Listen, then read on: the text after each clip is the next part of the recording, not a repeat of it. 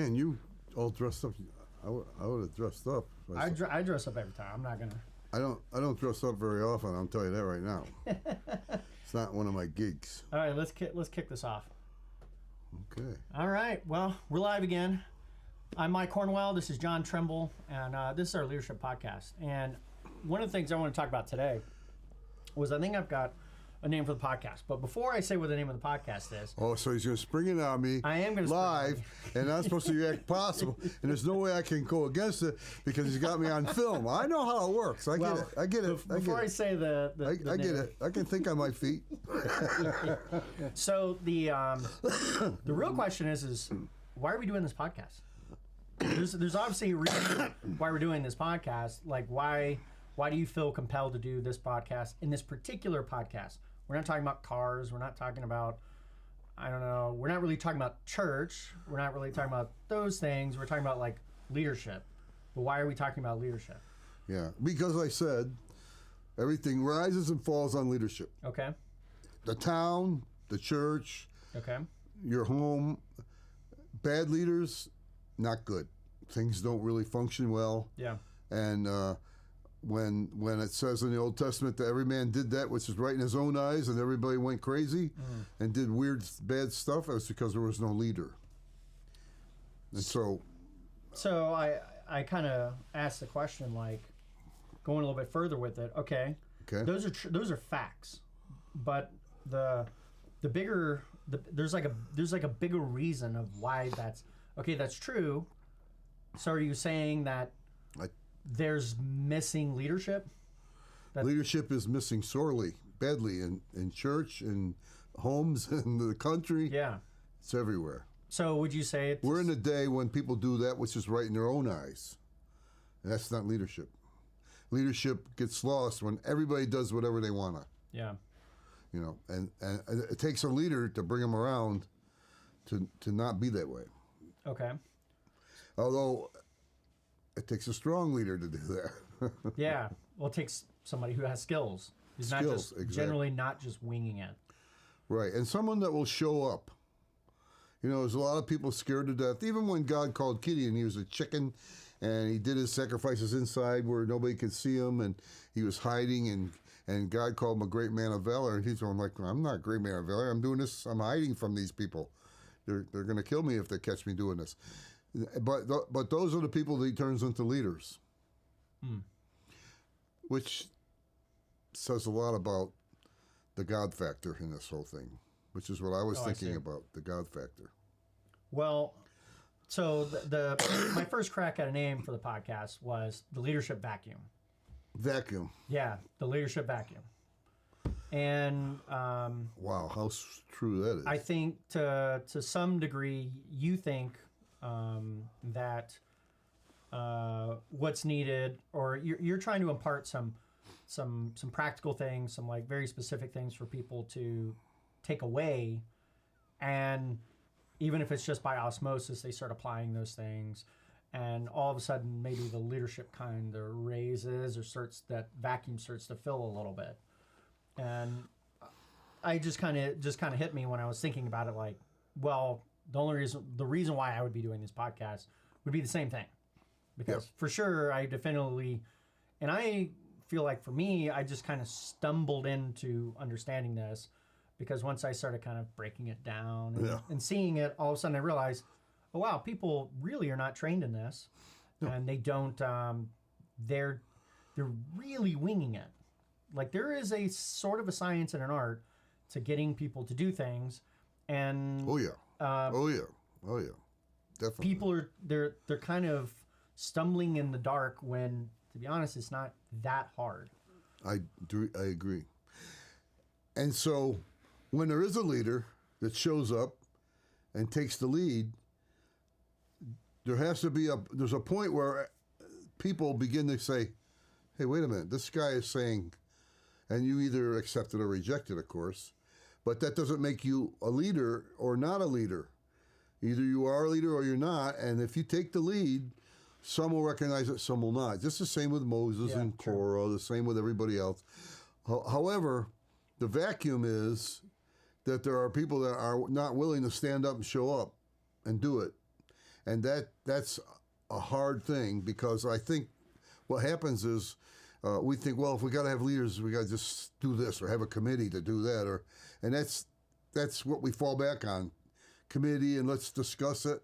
But there's no leader. It's a hard thing. I would definitely say, I mean, I see this stuff where people very regularly, they will do the, let's go see what X person thinks.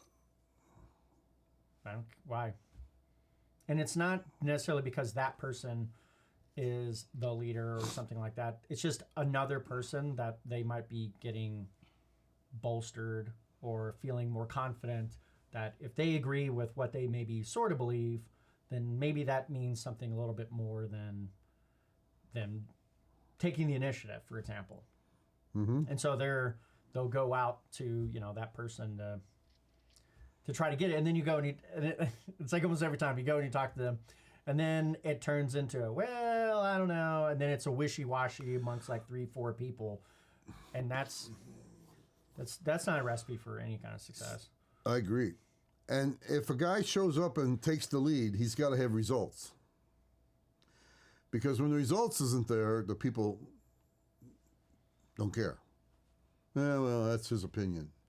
Well, he's standing up, but so there's gonna need to be results, and I think that's probably more important than anything, is to have results.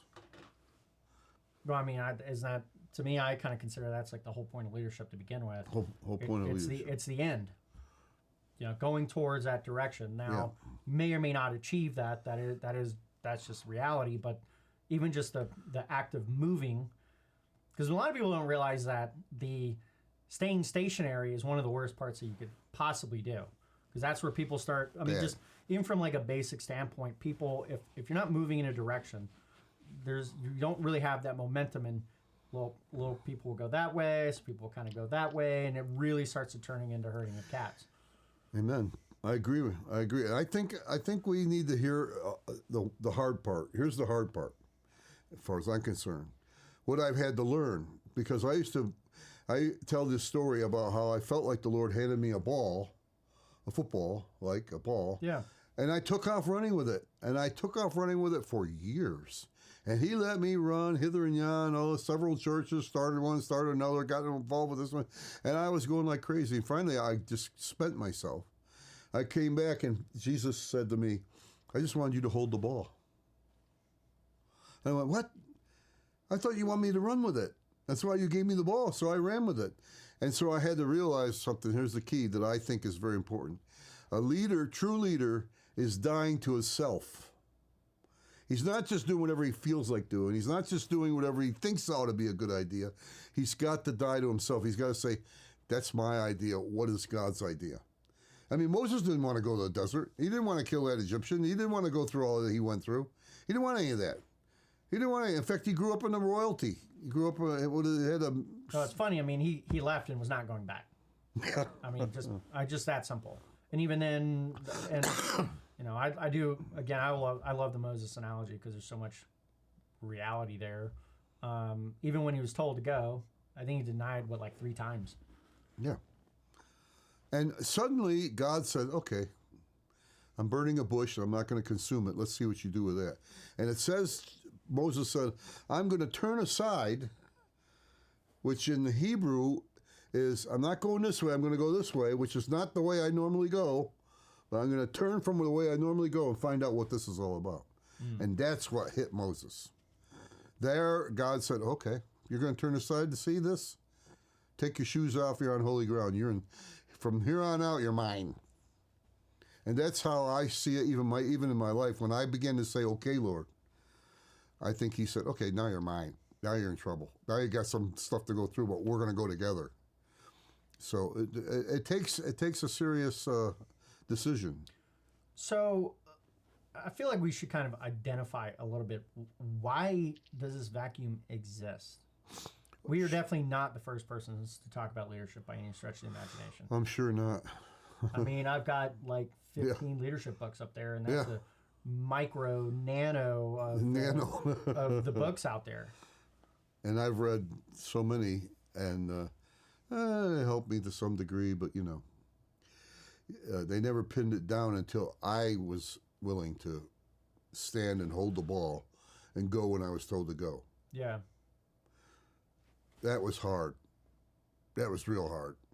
And I thought, well, he says to hold the ball, so I'm holding the ball. And then he goes, pass it. I'm like, what? No. You, me, and the ball, man. You, me, and the ball, Jesus.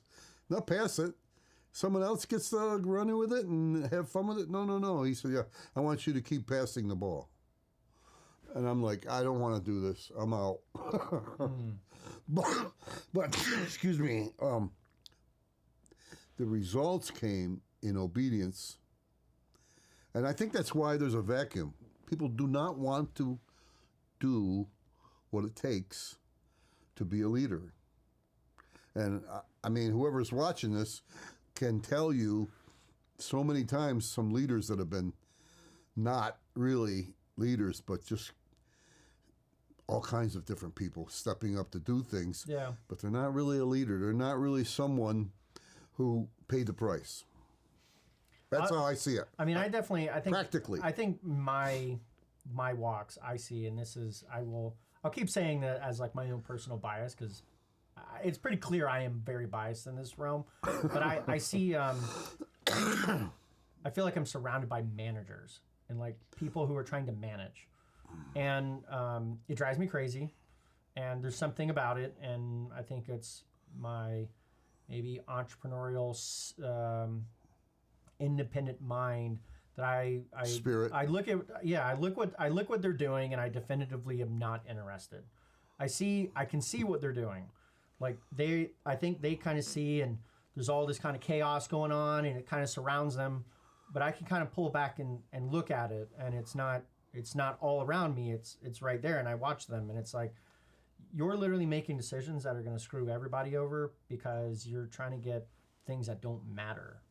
And so oftentimes I find that the typical manager is a people person. And Yeah. one of the things that I've seen is there's really two types of people. And there's either like thing-oriented people, and then there's people-oriented people. And everybody's needed. They have their different roles. They have different purposes. But the manager type that is like a people person, oftentimes their goal, their end, is just for some entity to maintain that somebody likes them or some group of people likes them. But that in almost every situation I've seen, never is that like winning. That's what it is. It's just like, oh, we've got there's some problem that there's trying to be solved, and their solution is, well, we've got a good relationship with these people, so we should try to maintain that relationship. But it's like getting that relationship or holding that relationship is not success. In fact, we're foregoing success so we can have that relationship. And that's not part of like some grand strategy. It's just part of their innate behavior, that the way they go about solving problems. I've seen it many times, and for me, that's like a perfect example of, and in that case, oftentimes that person, I would say, is a more of an other type, but they're definitely doing some very selfish stuff, and they have no idea that they're doing it.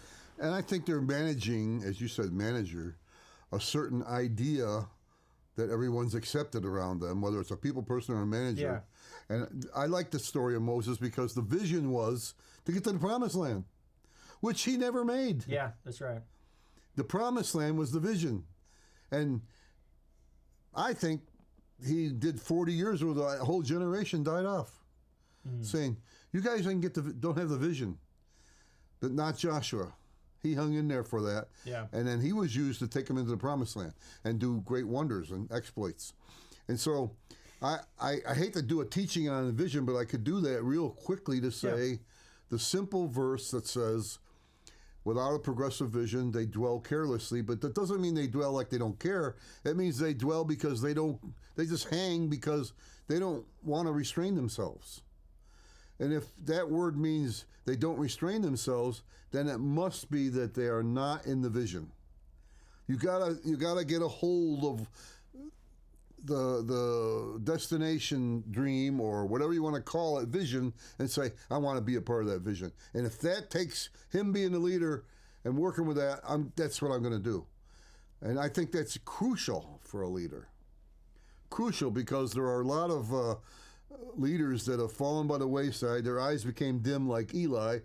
And finally, when Samuel come around, whose words never fell to the ground, who became a great leader, prophet, he had to go to Eli, the older guy, and find out what to do about this thing that God was calling him. He said, stay there and wait and talk to him. Stay there and wait and hear what God's saying to do. And once he did, he became a great man. So leadership and vision are strongly tied together. And I think one of the reasons why, it also says in the Old Testament, there was no vision, there was no word of God at that time. Everybody did right with their own eyes because no one saw anything to do. No one saw anything to go. Where are we going? And I can't tell you how many times I've been in churches where I ask them, where are you going? And they can't tell you. They can't tell you. I go, what do you mean, where are we going? We're being a church. We're being a New Testament church. No, that's not where you're going. That's maybe who you are, but it's not where you're going. Where are you going? Yeah, this is a pet peeve of mine. I mean, I have said about like the leaders out there, right? The supposed leaders out there. Where are we going? What ride are we on? I mean, I think about, what ride are we on? I mean, trying to pull all of my like personal politics like to the side. I'm pretty good at suspending this to like kind of have like a good critical argument. I think about like the current president. Where are we going? I have no idea. You're supposed to be like supposedly like a leader. I'm not going to say you're the leader of the United States. I think that's really stupid that people say that personally, but because they don't. If 50% of the country doesn't like them, they can't possibly be leading them. So that's just not true. But assuming that's semi-true for a moment, where are we going? And there's never, ever has there been anything from the very beginning of this person's presidency that would indicate we are going anywhere. Which is no vision. It is no vision. And without a progressive vision, the people say, I don't care. People, like, an example would be, I was seeing something about, like, going to the moon. Well, the reason why we don't go to the moon is because there's no freaking vision to go to the moon. It's not like I can see, it's the same mentality of like a manager, where what they do is they've got, like, you know what a Gantt chart is? Yeah. It's, they got all their lines of efforts that they're doing, and they're trying to piece them together, and just on that line is going to the moon. Bro, that doesn't work. It doesn't work. No. I think about like Elon Musk and this kind of stuff, where this is probably my biggest critique at Elon Musk. For one, he doesn't talk about going to Mars anymore, and that was a vision. That was like galvanizing people, and he basically started SpaceX from that. But he doesn't really talk about that. He now talks about a bunch of other stuff. Well, that vision is so difficult to achieve that it requires somebody to totally focus on it. Yeah. We are never going to Mars. Yeah. I'm not saying that we should.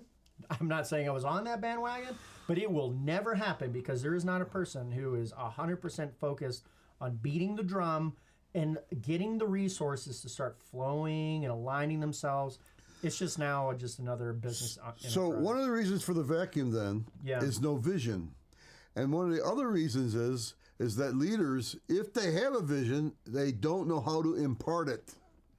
Yeah. In other words, you may have cars to sell, but if you can't sell a car, you're not a salesman. Yeah.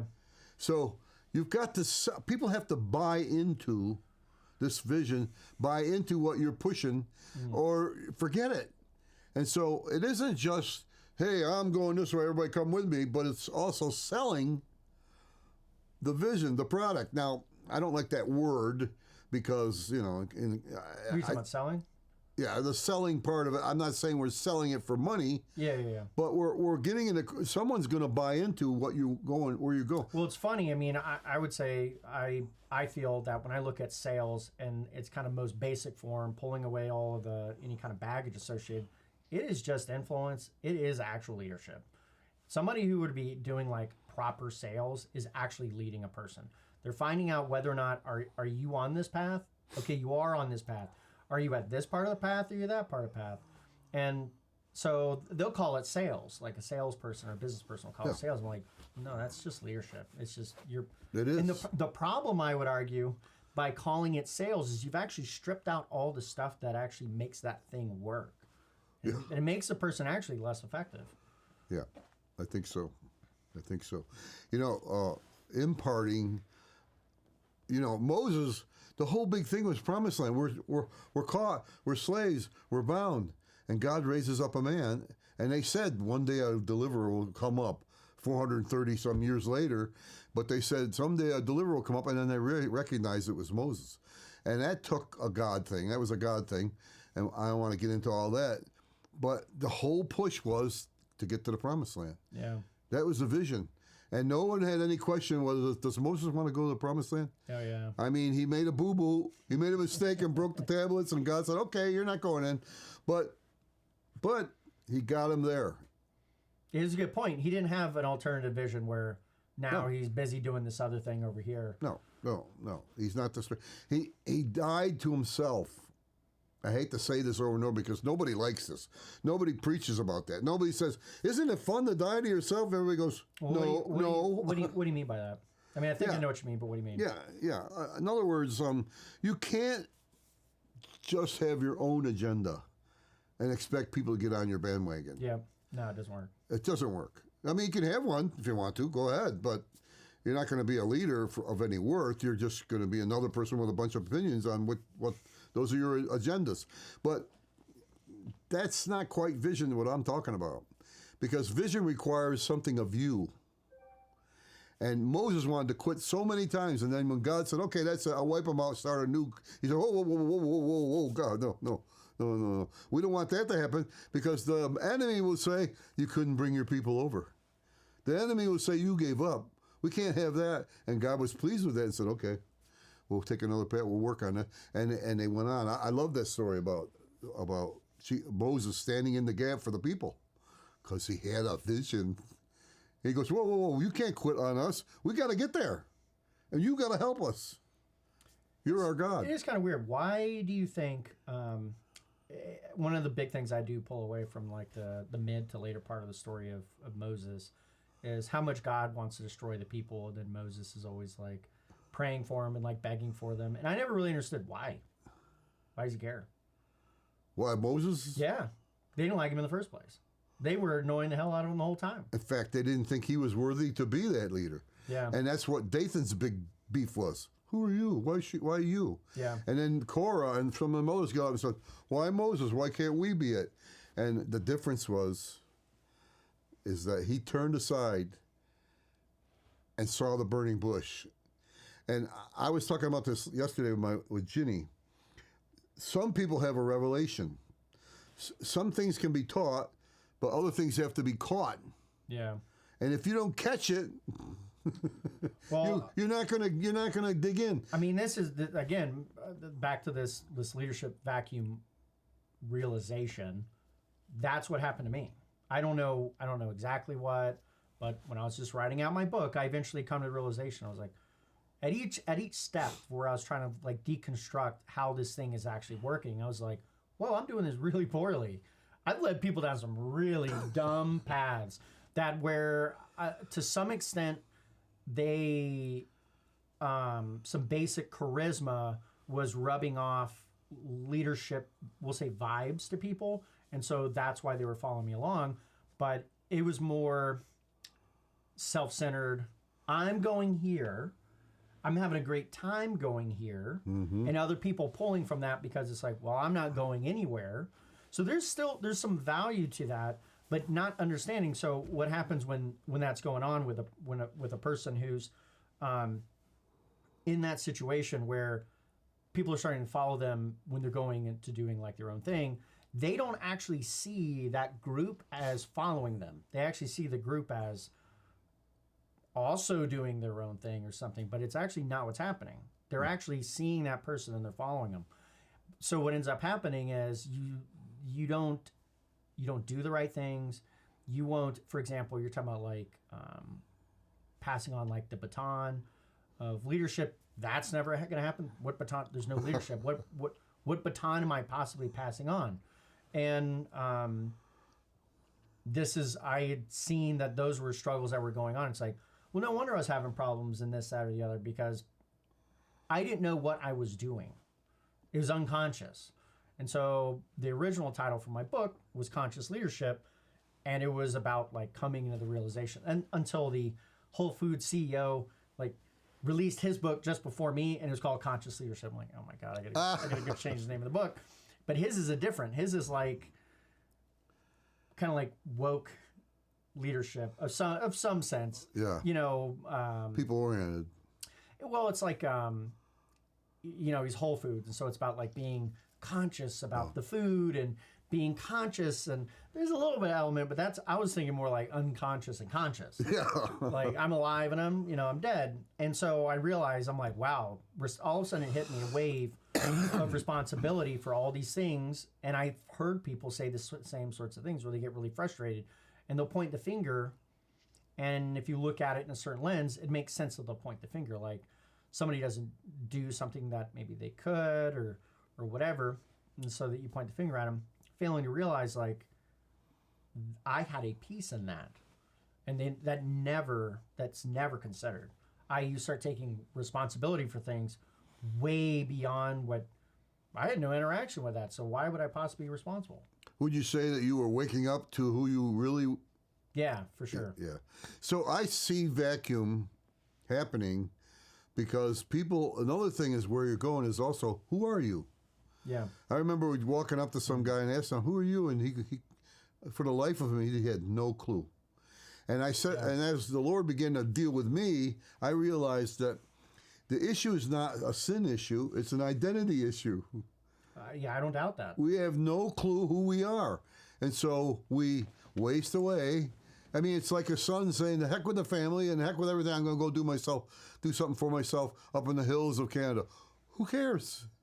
You just lost your identity. Oh yeah. You're no longer who you were, started, or born to, and so you got to know who you are in God, in Christ, of course, because you're lost otherwise. That's why you're unconscious. You're no clue. I was like that too, unconscious. In fact, my agenda was big time. I got a ball. He gave it to me. Okay, let's go do this. You know, I was unconsciously conscious that I was off and running, but didn't know where I was going and didn't know who I was. And when I began to see who I am, I also became at rest. I realized I don't have to do this. I have to do what he said to do. I have to do what is the vision. What is the vision? And that's probably why I wanted to be a part of this, is because I feel like if people get a whole catch, not just taught, catch this and say, wait a minute, we need leadership. And we need it now, and I'm willing. If you give me the right, if that's the vision of where you're going, I'm in. And they restrain themselves. That's all that thing is saying, is they restrain themselves to be a part of the vision. And that's a decision that has to come when the vision is imparted. When the leader stands up and says, we're going to the promised land. You guys going? We're going to. Now, it cost them dearly in a lot of ways. I'm sorry, but the fact is they died off in the wilderness. Yeah. But what was left was the generation that died off. The rest of that generation went to the promised land. You know what's so funny about this? My first reaction to that was, you better choose something worthwhile to lead. I mention it because there's so many things out there. Ignoring kind of that rabbit hole of going down like the proverbial niche wormhole, although that's relevant too. There's so many things that people are quasi-leading, and the real question is, why? Should you? Is it really worth it? Because there's a lot of super minor things that are being led. Really minor things. Even to the point where you can see companies that are big companies that really have no purpose for existence. And they've just been able to convince people that they have a super value and this kind of stuff. And all they're really doing is just kind of spinning large parts of humanity around and around and around. And that's it. And I would say that's kind of like no surprise that kind of the postmodern-y type of viewpoints are starting to spring up, because, well, if we're all going in circles, we're all just spinning around. But the reality is that doesn't have to be the case. The reality is just most people are, I think a lot of people are not grounded in reality at all. I think they spend... Again, that's identity. They're lost. I guess that could be true, yeah. Yeah, they don't know who they are. They got no clue. And if they don't know where you're going and they don't see anything worth of value, they're going to say, meh. Well, on top of they don't know who they are, I'll add they don't know what's outside of them.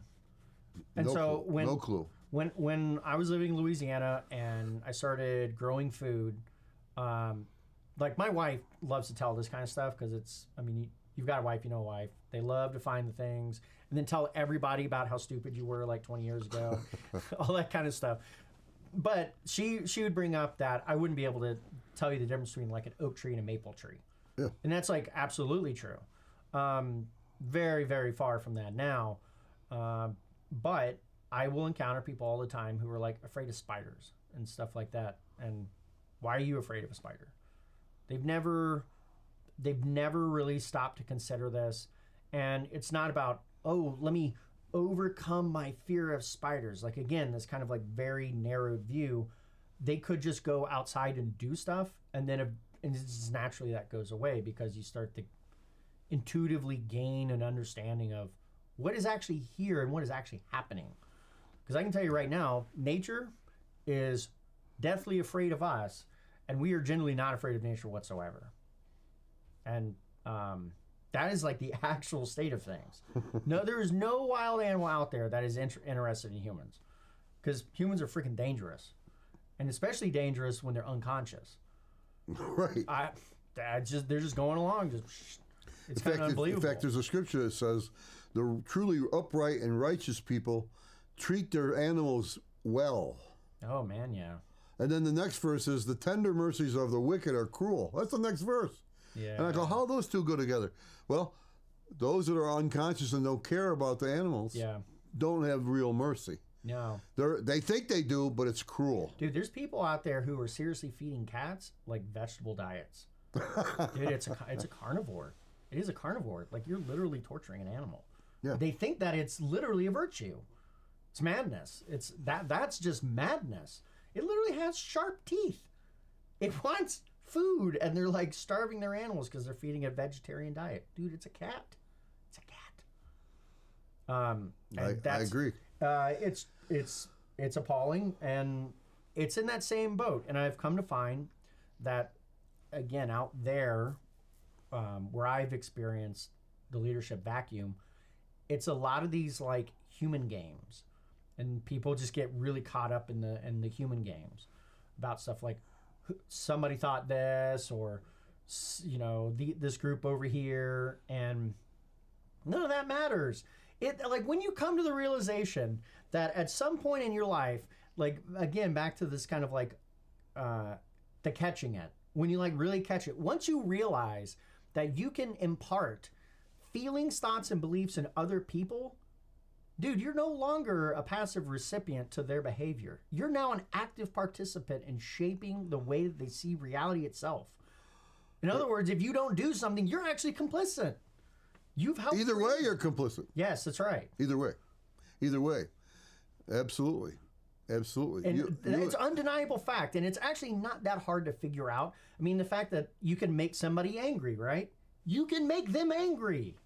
Now, they may get angry independent necessarily of your behavior, but there's something that you could do about that. So if you allow them to just continue to do that, you're complicit. You're allowing it to happen, which may be okay, may be relevant, but you're part of it. Yeah. The idea that everybody is just independent and separate is the death of man.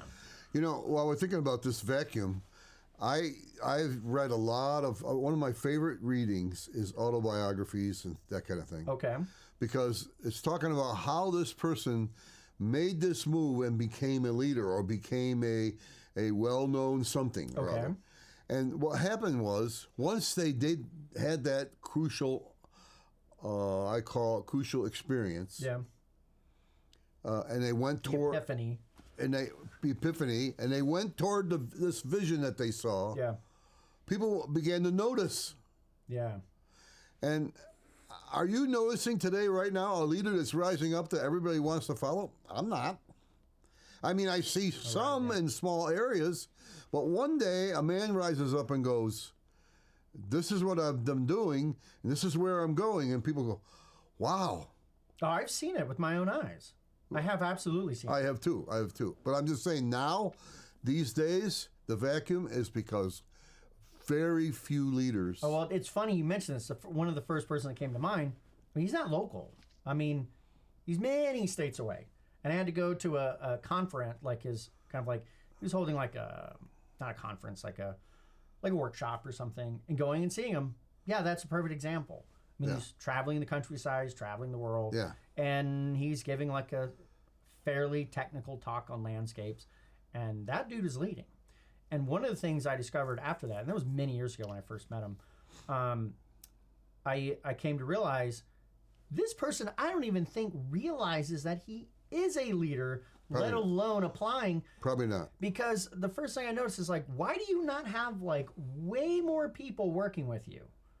Because he's not like, I don't want to, he's not orienting his machine around to bring in people and put them into place. He could have easily brought me in, but spent no time doing it. I'm like, bro, you're going to only achieve this ambitious vision with people. You're not going to do it by yourself. This is never going to happen. And there, again, is another thing about leadership. I'm not saying he's not a leader. Oh, no, he for sure is. Yeah, I'm sure he is. But ultimately, the test is, are some people coming alongside him? Yes. To bring that to bring the vision about. Yes to him, but I'm saying with leaders in general, are people coming alongside to make this happen as well? Are they a part of it? and a part of it is similar to imparting the vision. Yeah.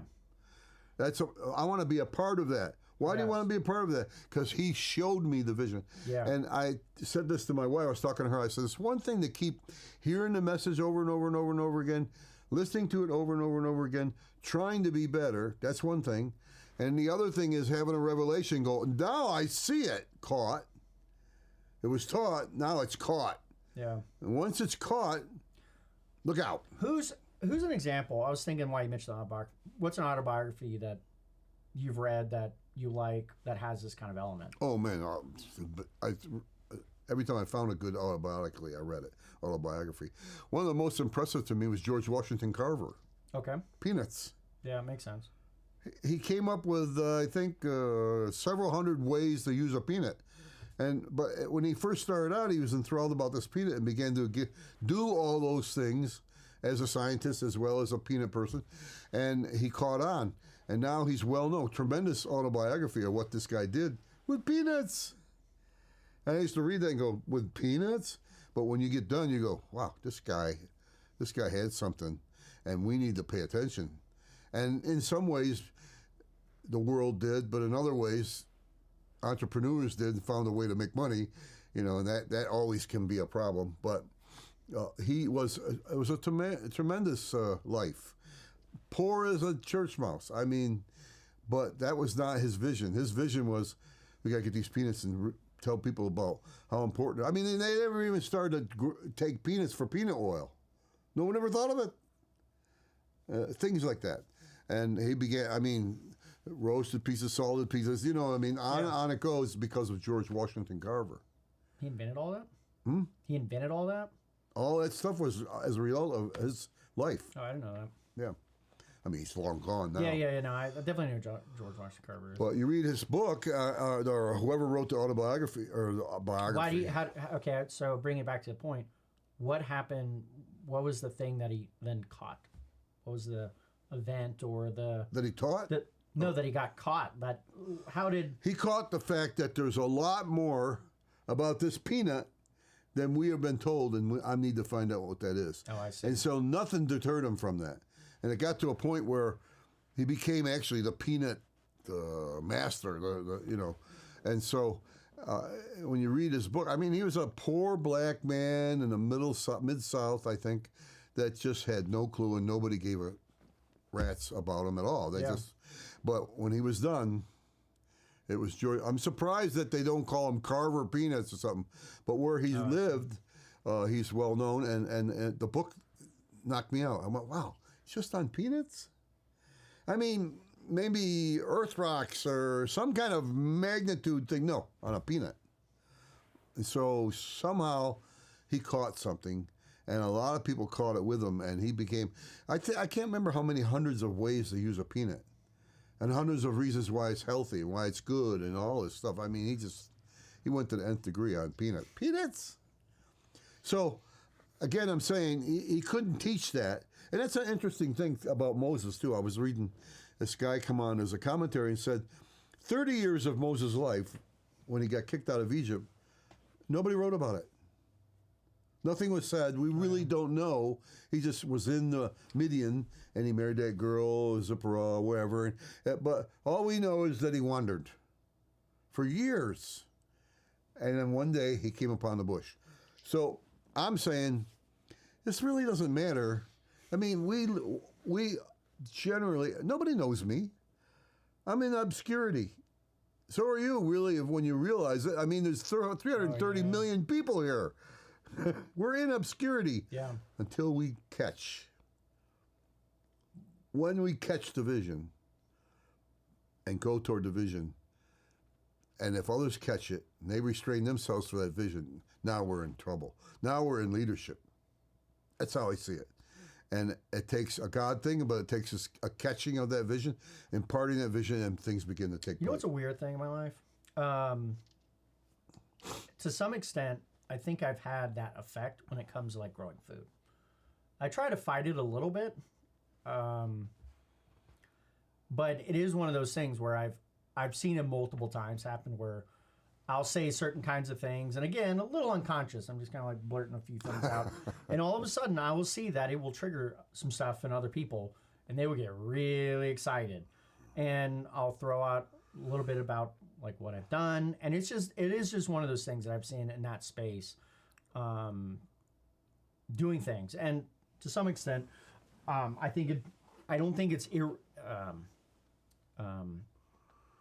in the more colloquial sense of, or maybe technical sense of leadership.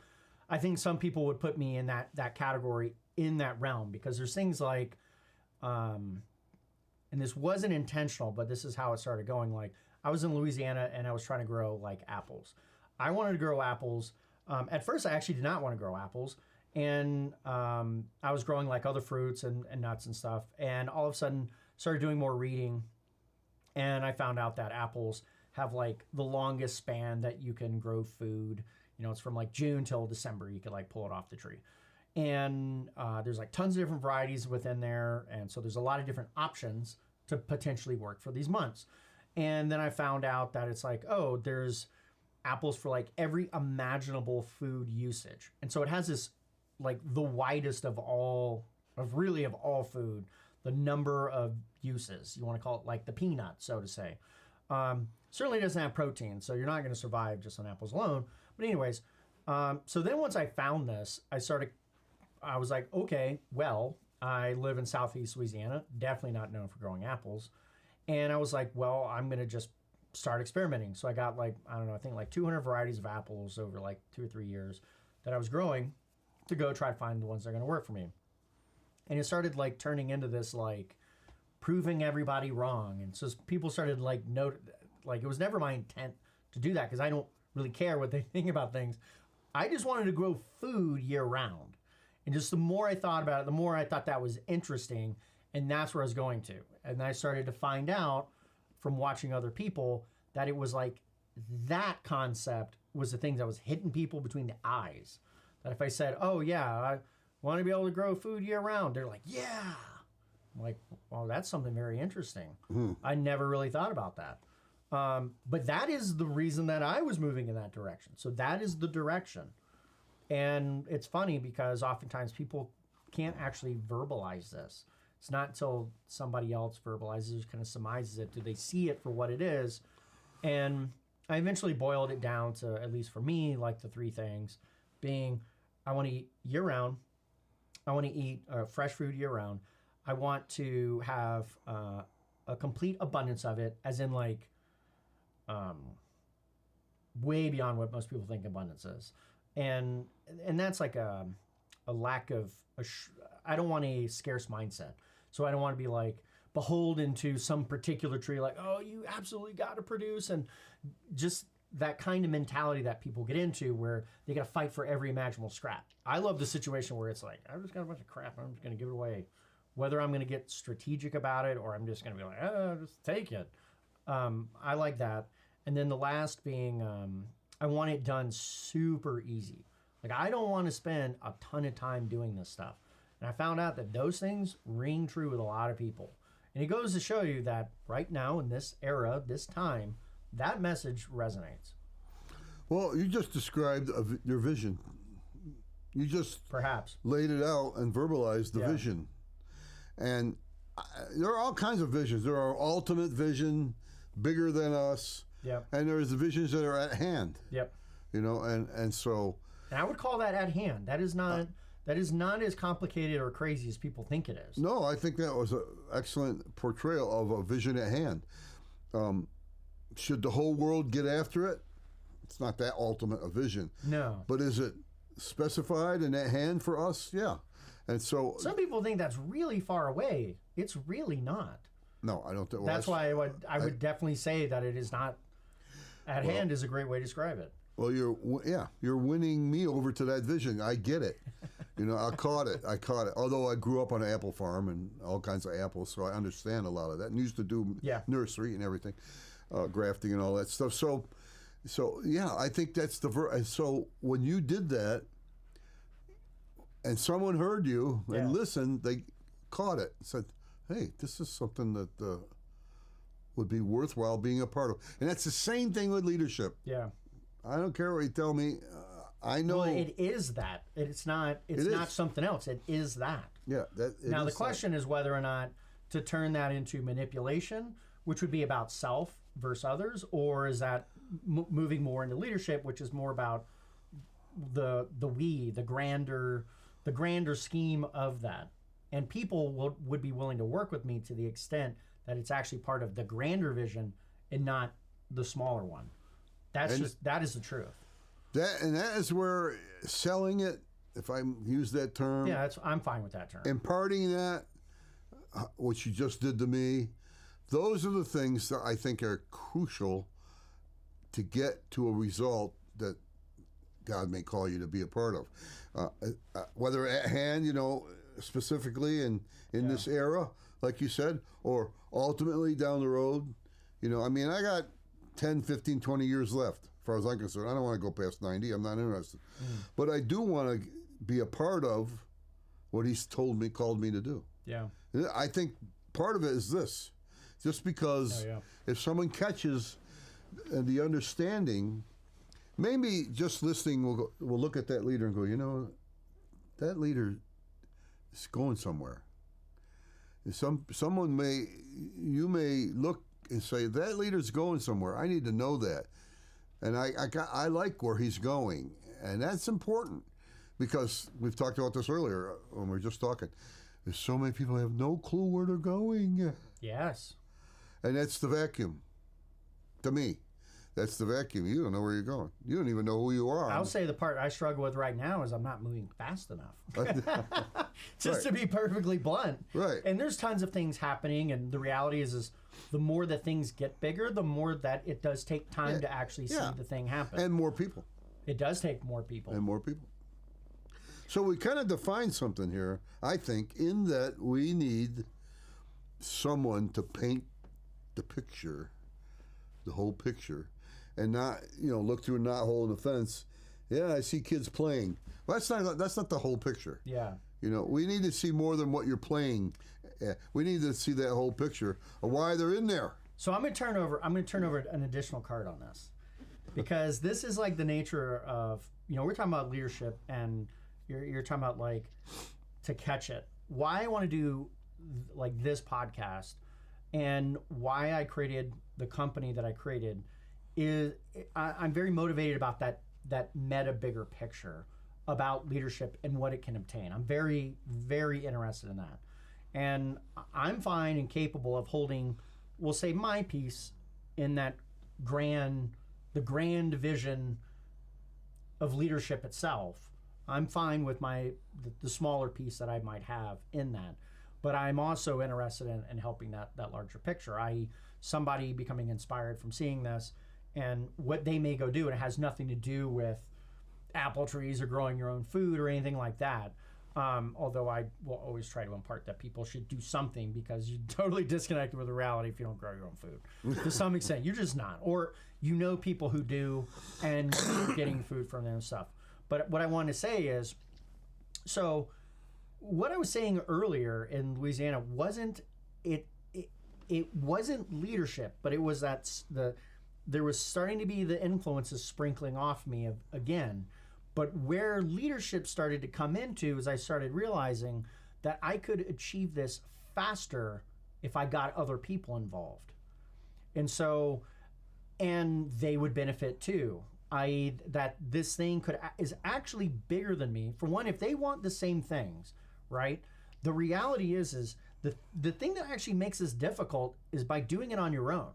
You make choices based on things like, how much money do I have right now to be able to purchase, let's just stick with like the apples, right? That you want to do that and you want to try to lock in June to December fresh food, and you want to lock it in. You look at like your bank account and you go, well, I don't have enough money to buy those trees.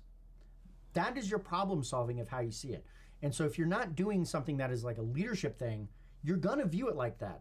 A flip side could be, well, I could partner with somebody who has that, and maybe I have land or something. Maybe I have time or energy or motivation to do that. Maybe I want to say literally those words, get people excited about it, and then bring people together as a group to go make it happen.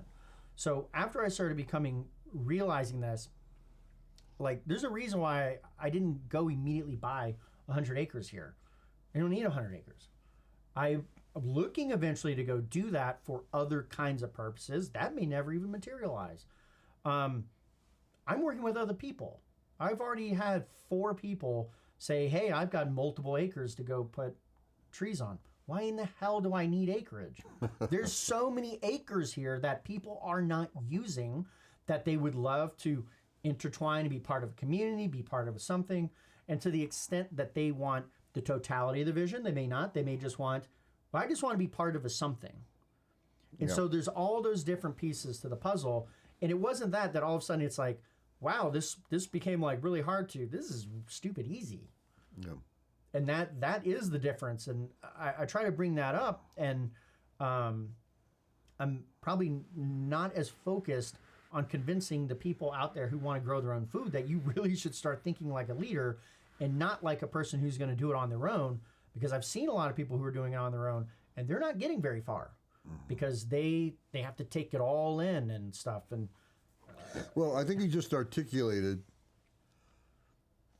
get people, bring people, encourage people, talk to help people. You just articulated what selling and imparting a vision is. You did it in your hand situation there. Yeah. And so the same thing applies to leadership. And the vacuum is there aren't someone willing to take a step, to show up, to be with it, research, think about. I'm sure that Moses, let's say you got 10, 20 people with you on this whole thing. You didn't go up to those 10, 20 people and say, just follow me blindly, what I'm doing. Just do what I'm doing blindly. I don't want to tell you about it. I'm not telling you the vision. I just want you to blindly go with me. It's not going to happen. Yeah, it's not how it works, even close. It doesn't even, not even close. Not even close. So we have to impart. We have to teach, and they got to catch it. And when they do, you got 20, 30, all of a sudden you got 100 people and you didn't even know how. Because catching the vision made something. So that puts you in leadership. Yeah. Immediately. Yeah. Immediately. And there's a real vision there, which I get a hold of. I see it. I understand it. It's not my calling to get into it now at this age. However, I'm glad you shared that, because we've got to deal with this vacuum. And my prayer is someone gets up with some vision and people catch it. Yeah. I mean, well said. It's so much fun seeing it too. It's a lot of fun. Just the nature where you have this thing, you go and bring it up, and things start happening. That's why I think God has called every man to be a leader, not necessarily be the leader. Yeah. But we have leadership calling. At all levels. All of us. all of us, and the vacuum is the big vision. It's not always the little one, the little agendas or the little visions. It's the vacuum. The leadership vacuum is because if there's a purpose and it's going to have a result, it's got to be big. Yeah. Yeah. How many times I've had people say to me, "Your vision's too small." That used to make me so mad when I was pastoring. I go, "What do you mean our vision is so small? We want to be a church. We want to be." And then I started really looking at that. And going, What's an example of one of these small visions? well, we were just talking about being a pastor in a church. At this time, I remember just pastoring in that little town and had my little country church on the edge of town. And I was the pastor. And isn't it wonderful? It's a beautiful little town, and they recognize you. And I had no vision. I mean, I had that little vision, but it was so small that it wasn't even unattainable as much as it was attainable. But it was, we were attaining to it. But whoopee. And then when someone said, "You got too small a vision," that hurt me. I'm like, what? What do you mean? And suddenly I realized, and someone would say, "Well, who cares about your little dinky thing you're doing in this little dinky town?" And suddenly, it wasn't just the immensity of the vision. It was it was a lot more far-reaching than just your little area. And suddenly, things began to wake up for me. So I feel like right there, you actually just stated a way to fill a little bit more of the vacuum. And it was whoever this person is, more or less flicking you and challenging you and saying, that's a small vision. I.e. that nudge, as irritating as it might be, and maybe it was flippant and it could have been rude or whatever. It could have been, yeah. None of that matters, because the truth is all of a sudden that started to force you to grow. Right. If anything, for status reasons or something, like to prove the person wrong or whatever. I don't know what the reason is, but you get my point here. Yeah. That clearly sometimes poking somebody might actually help close the vision just a little bit. There's no question. It's back to that confrontation thing we brought up either the last time or the time before. That we talked about, yeah. It's needed, and you may want to poke your leader. You may want to poke a friend. Okay. Poke somebody. And I'm not talking about poke to poke's sake. Yeah. But it's really urging and encouraging them to. I would say really, I feel like if I were to really think about this, the reason why what's actually happening is the universe is constantly telling you to rise up to handle and do these things, and so the poking can be misinterpreted. You can take it in that like kind of defensive standpoint, or you could try to rise up to it, and some people really, we probably all of us, I'm sure, have resisted it. These things, and I'm thinking of somebody we both know who they got poked a lot, and I don't think they were ready for it. I really don't. No, but in time they may be. For sure. And the reality being is, probably in all of these positions, and probably the further up you go, or whatever you want to call it up, the more you're going to get poked and the more you're going to get Now, challenged. I might say this, and I might be wrong, but very well might be wrong, but I'm completely shocked that you were willing to do this. I think this is the best podcast we've done so far. They're getting better every time because we're delving into areas that catch people's interest, mine included, I think. And I think that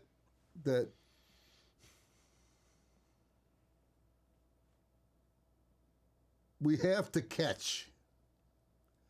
We've got to catch the vision. We've got to catch what it is we're talking about. For those out there, I think that are listening, they're going, "Wait a minute! These two guys are talking about something that," and I'm tickled to be talking to you about this. I mean, we're different ages, quite a bit. Yeah. But to talk about this and to get down dirty on some of this stuff, I think is crucial. And that's part of the reason why I'm here. Yeah. I think it is true. Yeah. For me, I wrote this book, and one of the things I keep trying to say to people, like I keep trying to point them to like obvious things that they've totally overlooked. Overlooked. Why do you think that just happened? Yeah. I mean, people just totally go by, and the reality is like, well, there's some people are doing something different, right in plain sight. Yep. And to me, I get really passionate about it, and seeing why does somebody at some point take something a certain kind of way, and then at another point they take it another kind of way, and it's not normally the reasons that people are giving. It's normally these other sorts of things, like this kind of barometer of leadership. Like, okay, are they leading now, or are they like moving into manipulation now? Are they, where is their vision? Okay, their vision, it started off maybe big, and then now it's growing and it's turning more internal, and that happens. I'm going to say something else too. If someone's listening, I said, you mentioned give us your comments, and I said give us your suggestions. But I'm going to say something you're not going to like, that I don't think anybody's going to like, and I'm going to say, you know what? I don't want your suggestions. I don't want your opinions. I want your poking. Oh. If something caught you, and this sparks something, that's what we want to hear. Yeah. Because now, I mean, to be honest with you, it gives us a little purpose. It gives us a little purpose. We poked you, and we got you going on a road, and that to me is everything. Yeah, it makes sense. Because otherwise, I don't be offended by that. But I'm not a guy given to people's opinions.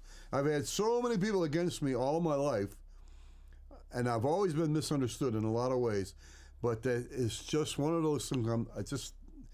It's like water off a duck's back. I just don't care about your opinion. No offense, but if you're poking me, if you're poking us, that will help cause the vision to take place. That we got a vacuum here, and we've got to get a hold of this thing, and we're catching, we're telling you, sharing that with you, so you can catch that. You can't teach it, that I know of. I don't know. You can't really teach it. You got to catch it. And when you catch it, tell us. And it's exciting. And that way it's exciting. To me, I mean, I've heard some things that rocked my world and caused me to go a certain way, and I'm glad for that. And if it never happened, I don't know what I would have done. I don't know what I would have done. So you're saying you really think the message here is catch the vision. Catch the vision, turn aside and see why that thing is burning. Yeah.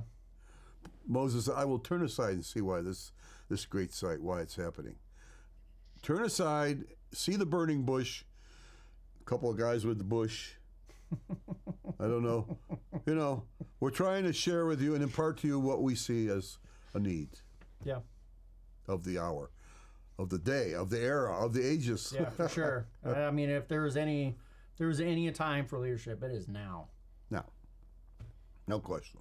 Well, why don't we wrap it up? We're sitting at pretty much about an hour. Wow, it goes fast, doesn't it? Yeah, it goes by pretty fast. So yeah, you heard John. If we've poked you, definitely message. We'd like to hear about it. Certainly, if there's any comments, put it down below. Now this is like on YouTube, so there's like an actual down below, and you can put all those crazy comments, and then maybe bots will come in there and try to sell people on Bitcoin scams and all sorts of stuff. That'd be a great time. Great time. I thank you again, Michael. Yeah, thank you. Great time. All right, this is Mike and John. We'll see you next time. Bye-bye.